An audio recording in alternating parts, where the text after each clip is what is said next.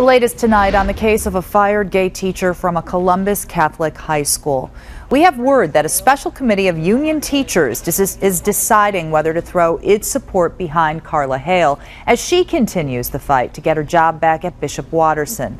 All this comes as lawmakers get ready to resurrect statewide anti-discrimination legislation. As 10 TV's Chuck Strickler tells us, supporters say if it passes, it would be a huge step forward to protect gay people in the workplace. History may soon be made behind the hallowed walls of the State House.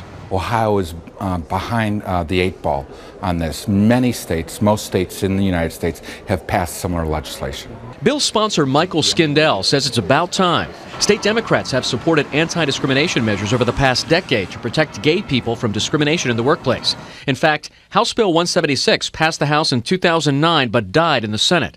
Skindell says there's a new political dynamic to push this version through. The critical part about this bill is we have bipartisan sponsorship in the Senate. That has never happened with the history of this legislation. To get that bipartisan support, there is a religious exemption in the legislation as it stands right now, and that would not help somebody like Carla Hale, a teacher who was recently fired from a Columbus Catholic high school after acknowledgement of her same-sex relationship was published in the local paper. So to just make a blanket exclusion for religious organizations doesn't make a lot of sense to me. Tom Tootle says a state law is a step in the right direction, but he says it all boils down to the interpretation of the law and whether it applies to employees who do not directly convey a religious message. Question is, where do you draw that line? It's more political than it is an issue of what the law can handle, what courts can handle. Skindell says for now, the religious exemption is the key.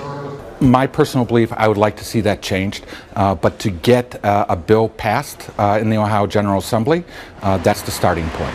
In Columbus, Chuck Strickler, 10 TV News.